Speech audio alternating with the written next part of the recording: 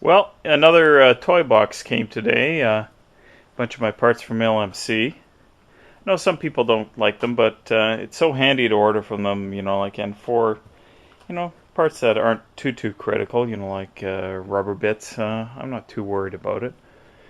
Um, so I'm going to crack this open. Okay, so I unpacked my toy box from LMC, and this should get me a long part of the ways towards the cab. Well, it being a running and driving vehicle, I didn't buy any interior parts yet, but this is all the cab mounts and the weather stripping and window sealer and some of the brake parts that I couldn't get from Napa, as well as some other bits and pieces I needed for the engine and some miscellaneous stuff as well. So that, some assortment of parts in there as well. So that should get me a good part of the way to this vehicle being on the road this year. Okay, frame's back on its wheels. It's pretty filthy. It really needs to be washed off, but from sitting in the barn and then sitting on its side in here. But shouldn't need any more work. I think I scratched it up putting it back on its wheels, but I'm going to have to do some touch-up on other stuff, so it's not like it's a big deal.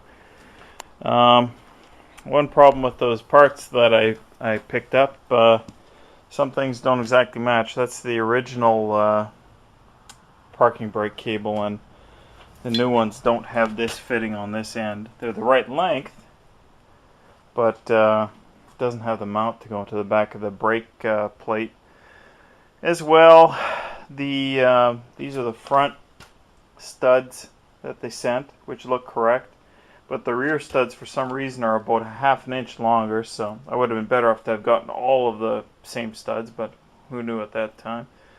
It's a problem with ordering stuff online, I guess. And annoying of annoying, these are the parking brake and adjuster repair kits, and they look nothing like what's on the old set. They're not even the same mounting points, so I don't know what to do with those. I don't even know what the hell they're for. They're probably the right stuff for that year, but once again we're coming back to that frame, that axle not being the original axle, so pain in the butt, or I'd like to say worse.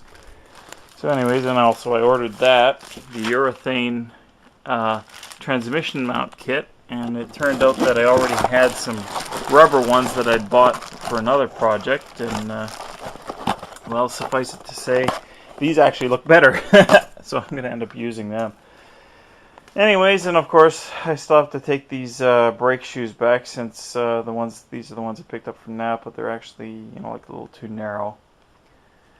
In any case, I think I might, I don't know what time it is right now, but I think I might, no, actually it's 20 after 8.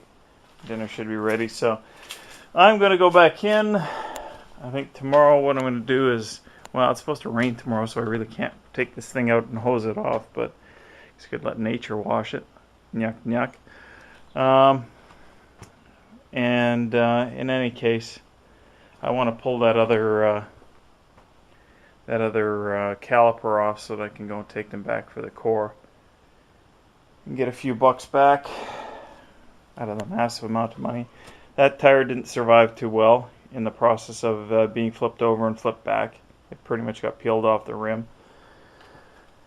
Anyways, I think we've had enough for today. Right, Kat? Right.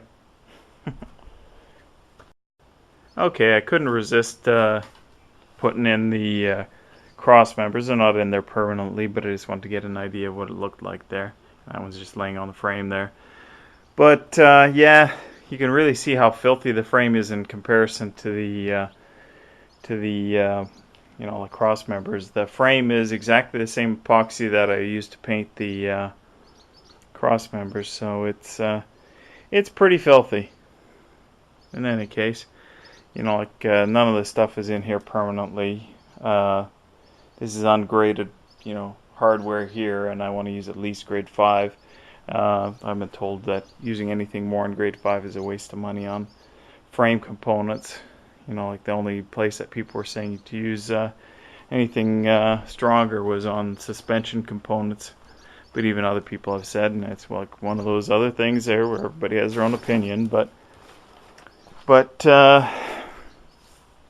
they were saying that you don't even need to use anything greater than grade 5 on suspension.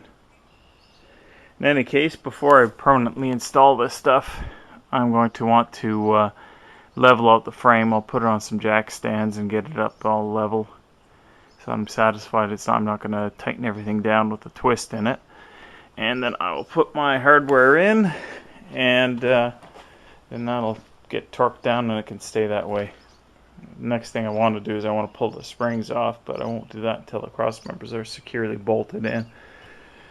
But I have to order my springs too, so there's the next bit of fun there. I really need the rears. You can see some of the leaves are broken out of them as I pace around here. Yeah, you can see it's really obvious that they're in bad shape here. The fronts aren't so bad. I'm not going to order the fronts yet until I know whether or not this behemoth of an engine is going to be causing the front to settle too much. If it doesn't settle that much, then I'll just probably stick with the original springs, or might add a leaf. They actually don't look too bad, so it might be a good way to save a few bucks. Be nice to get it all new, but you know, I can always do that later. It's not exactly a big deal to replace springs after the fact. Anyways, that is it for the day.